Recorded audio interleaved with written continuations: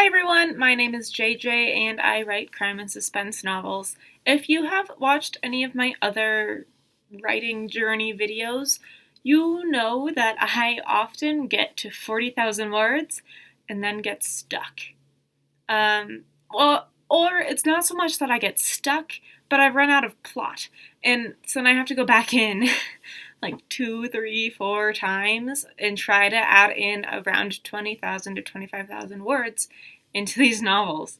Um, and I talk to a lot of writers, and most of them don't have this problem. Most of them overwrite and have to deal with the problem of killing all of their darlings, as I think it was Hemingway said, where you have to just chop all of the things that you love because you put too much in the book. I think for me, this problem happens because I binge write. I write really fast, and I just keep going. I don't stop, which also means that there are things that I don't extend or don't actually cover as well as I think I need to. And so I just wanted to take a moment to explain a little bit about what I look for when I'm going into my novels to extend the word count or what I'm adding into the books, because I'm not adding more plot. Like, I'm not going to the end and be like, okay, what happens next, and just keep going, because that would ruin it, right? Like, everything in suspense has to do with the constant build up to a certain point being the most intense thing you've ever read, right? And so if I just went and I tried to go on farther at the end, it would completely ruin it. It would mess with plot structure, which I'm a pantser, but I do keep the plot structure in mind while I'm writing. And after you've done that resolution, if you start another plot, that's the next book, right? Like, I shouldn't continue that on in this book. So I just wanted to take a minute and talk about how I go through and what I look for when I'm reading my own work to extend it. So without further ado, the first thing I look for in my books is my lazy spots. I know I'm not the only person who does this, but especially when you're writing really fast, it's really easy to just be like, and they did this, and then move on. And like, if you were to actually write out what happened in that thing, it would take a few thousand words, probably. That's one of the first things I look for. I look for, did I just use a boring description to get the description down? Did I completely skip over a description, assuming that you can read my mind and you know exactly what's happening? Did I just time jump in a paragraph when I should have written it out, when it would add to the story to write it out? These are the things that I look for when I'm mentioning my lazy spots, where it's like, where was I really lazy? And I just, even as I'm looking at it now, I'm like, oh, I don't want to go through and I don't want to write that, but I know I need to write that, right? So whatever I'm looking at for that purpose, in order to extend it, right? Anything like that. So that's the first thing I look for, is my lazy spots. The next thing I look for is, are there any places that I haven't delved into my characters deep enough? So I'm usually writing in third person, but I'm from a third person limited, and I switch point of view throughout the books, right? So if Jeffrey would have a certain memory triggered according to something that's happening, did I show that memory? Did I give the reader that insight into his mind as we're going through the story? Those are the sorts of things that, again, I in my speed writing, in my binge writing, I forget that oh, hey, having a memory here could be helpful, right? So I just, or even just oh, because you know how you go through your day and you're like, oh, this reminds me of the time that this happened, or you're following a conversation with your friends and it's like, oh yeah, remember when we did that? That's the sort of stuff that I want to put in, because it makes it a little bit more realistic. It makes the characters more relatable and believable. And that is something that I strive for and really want to accomplish. The next thing I look for is my characters' fears.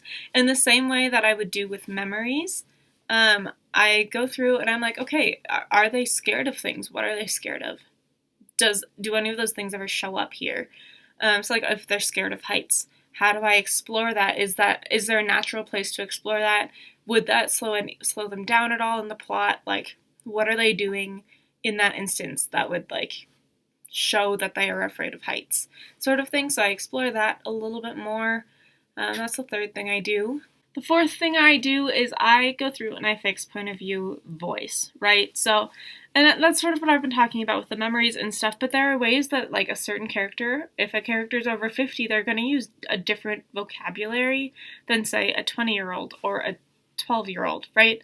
So, or even just in the perspective of, like, how they refer to the other characters. Are they referring to them by name? Are they referring to them as mom? Are they referring to them as grandpa so-and-so, right? Like, because there are times when you say, yeah, my grandpa, but there are other times when you're like, oh yeah, Grandpa Bob.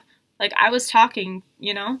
So, but at the same time, I would call him Grandpa Bob, but you wouldn't necessarily call him Grandpa Bob. So, like, how do you differentiate that in your characters? How do you explore how they view the world in that way so that you can help establish, hey, you're in this character's head without the reader having to know that you're in that character's head, right? Like, it just feels natural to be in their head.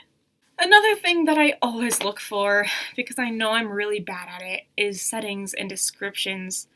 If I'm reading my own work and I have to pause because I'm like, wait a second, I just saw the character step back and I never wrote that the character stepped back, I should write that the character stepped back, right? Like, those are the things where I was just going so quickly that I forgot that you're not in my head as a reader.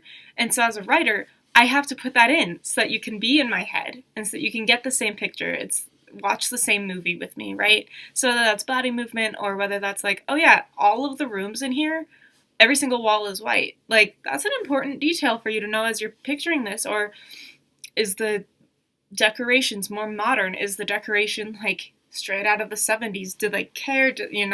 Like, that all contributes to the feel and the tone of the book and the setting. And you need that as a reader to be grounded in what's going on. And as a writer, if I don't give you that, then I have failed. So that's another thing that I look for, because I know I'm really bad at that. And because I know I'm bad at it, I can see it, and then I can be like, okay, and here's how I need to fix it, because I need to tell you what these characters look like. I need to tell you at some point where they are, right? I need to tell you what happened in the previous book. And so all of that stuff, if it doesn't make sense for a new reader to just pick it up and go, I've failed, and I don't want to fail. Anyway, so I hope this helps. If you ever find yourself in the same situation that I've been in, where it comes to extending your novel, like if you ever write short, it shows that you know your book well enough and that you care enough about your book to make it the best that it can be, by not just going the easy route and tacking on to the end or the beginning, but instead actually taking the time to go back into your own writing as it already exists and make it better, build off of the platform that's already there, because now you have the foundation. And if you've written short, that foundation is going to be really solid. You just have to go through and like add the character, add the like bricks. Like, you know how like when house hunters are looking for houses, they're like, oh, I need more character, or I want it to be more cookie cutter. Like, this is when you go through and you're like, hey, I need this in here, and I need this in here, and I know this is one of my weak spots, so I'm going to go through and intentionally look for my weak spots that I know it can be as strong as it can be. Because that just shows that you love your work and that you care about it and you want it to be the best that it can be. And that's how I feel. Like, I would rather spend months and years editing my books to make them the best that they can be, and then have an editor at a publishing house be like, oh, I actually don't have a whole lot to do with this, which probably will never happen. But I want to have that potential, right, to go to an editor at a publishing house and have them be like, this is great, we're just going to move it straight to copy editing, right, rather than have them have to do a ton of work to help me make it stronger. My goal is to give them the strongest possible thing I've ever created at the start. So I would rather spend the time fixing it now that it exists, and just write it really fast that it exists, and then spend the time fixing it and extending it and getting it to the word count that I need. But if you ever find yourself in this situation, I hope that this helps, but I also sort of hope that you're the kind of person that overwrites and then has to cut back, because that's always easier in terms of you're just removing material and you're not having to consistently pour into it again and again and again.